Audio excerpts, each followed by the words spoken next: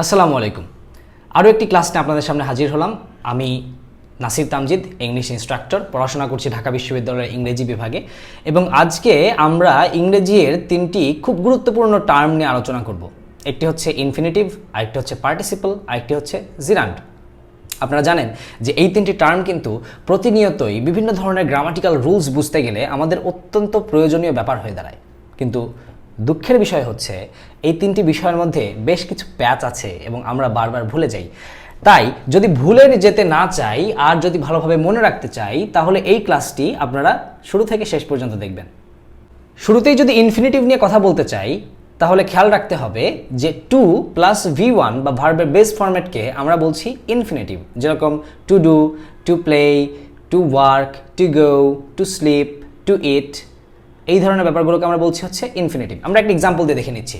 যেরকমভাবে আমরা বলতে পারি he loves to play football. এই সেন্টেন্স আমরা ইনফিনিটিভ দেখতে পাচ্ছি কিনা? পাচ্ছি, টু প্লে ফুটবল। এইটা অতটা প্যাচ গোছের বিষয় না হলেও পার্টিসিপল আর জিরান্ডের মধ্যে কিন্তু বিরাট একটা প্যাচ লেগে যায়। সেটি হচ্ছে দুটোকে আমরা বলছি ভার্বের সাথে আইএনজি যুক্ত ফরম্যাট, কিন্তু একটা হয়ে যাচ্ছে পার্টিসিপল, আরেকটা হয়ে যাচ্ছে জিরান্ড। আমি দুটো ভার্ব এবং তার সাথে আইএনজি যুক্ত শব্দ স্ক্রিনে আপনাদেরকে দেখাচ্ছি। একটি হচ্ছে ড্রাউনিং, ড্রাউন ভার্বের V1 ফরম্যাট প্লাস আইএনজি হয়ে যাচ্ছে ড্রাউনিং।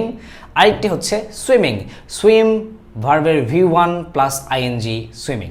এখন ব্যাপারটি হচ্ছে আমরা সেন্টেন্সে ব্যবহারের ক্ষেত্রে একটাকে দেখব হচ্ছে পার্টিসিপল হিসেবে, আরেকটাকে দেখব হচ্ছে জিরান্ড হিসেবে।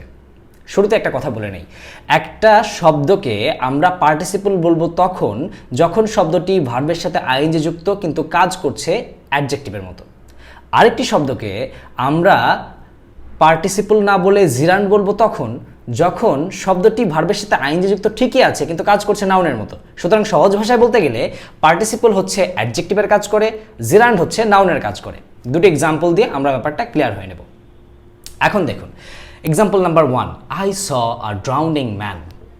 আমি একটি ডুবন্ত মানুষকে দেখলাম। এখন এইখানে ড্রাউনিং শব্দটাকে আমরা পার্টিসিপল বলবো নাকি জিরান্ড বলবো? চিন্তার বিষয়, কিন্তু ভয় পাবেন না। দেখুন আমাদের ড্রাউনিং শব্দটির ঠিক পরের শব্দটি হচ্ছে ম্যান, যে শব্দটি একটি নাউন। নাউনের আগে যেই পার্টস অফ স্পিচ বসবে সেই পার্টস অফ স্পিচটি অবশ্যই অ্যাডজেক্টিভ হয়ে যাবে। এটা হচ্ছে অ্যাডজেক্টিভের গোল্ডেন রুল। সেটি হচ্ছে অ্যাডজেক্টিভ হইতে হইলে অবশ্যই তাকে নাউনের আগে বসতে হবে, এবং নাউনের আগে বসার কারণে ড্রাউনিং শব্দটি কিন্তু অ্যাডজেক্টিভের কাজ করছে। সুতরাং এটাকে আমরা কিন্তু পার্টিসিপল বলবো। আমি ভিডিও শুরুতেই বলেছিলাম যে পার্টিসিপল হইতে হলে সেটাকে কাজ করতে হবে কার মতো? অ্যাডজেক্টিভের মতো। আরেকটা এক্সাম্পল আমরা দেখব, সেটি হচ্ছে swimming is good for health. Swimming is good for health. এখন দেখুন সুইমিং যে শব্দটা, এইটা ঠিক পরের শব্দটা কি? ভার্ব। এবং সুইমিং শব্দটা বসেছে কোন জায়গায়? সাবজেক্টের জায়গায়। ভার্বের আগে সাবজেক্টের জায়গায় যে শব্দটা বসেছে সেটা তো নাউন ছাড়া আর কিছু হবে না। এখন কোনো শব্দ ভার্বের সাথে আইএনজি যুক্ত এবং কাজ করছে নাউনের মতো, সেটাকে আমরা কি বলবো? আমরা সেটিকে বলবো জিরান্ড। সুতরাং মোদ্দা কথায় যদি আমরা বলতে চাই যে ভার্বের সাথে আইএনজি যুক্ত দুটি শব্দ একটি কাজ করবে অ্যাডজেক্টিভে, সেটিকে আমরা বলবো হচ্ছে পার্টিসিপল। আরেকটি কাজ করবে হচ্ছে নাউনের মতো, সেটিকে আমরা বলবো জিরান্ড। ধরতে পেরেছেন? কংগ্রাচুলেশনস, আমরা পার্টিসিপল এবং জিরান্ডের মাঝখানের বিরাট একটা পার্থক্য কিন্তু এখানে ধরে ফেলতে পেরেছি। আমরা যদি ক্লাসটা আবার রিভাইজ করতে চাই, আমরা শুরুতে বলেছিলাম ইনফিনিটিভকে 2 প্লাস V1, পার্টিসিপলকে ভার্বের সাথে আইএনজি যুক্ত, কাজ করবে কার মতো?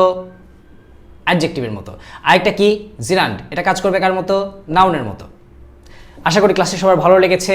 ভিডিওটি শুরু থেকে শেষ পর্যন্ত দেখার জন্য আপনাদেরকে অনেক ধন্যবাদ। যদি ভিডিওটি ভালো লেগে থাকে কমেন্ট বক্সে জানাবেন, আর আমাদের চ্যানেলটি সাবস্ক্রাইব করে আমাদের পাশেই থাকবেন। আবার কোনো একদিন নতুন কোনো একটা ভিডিও নিয়ে আপনাদের সাথে দেখা হবে। সেই পর্যন্ত আজকে এখানেই, আল্লাহ হাফেজ।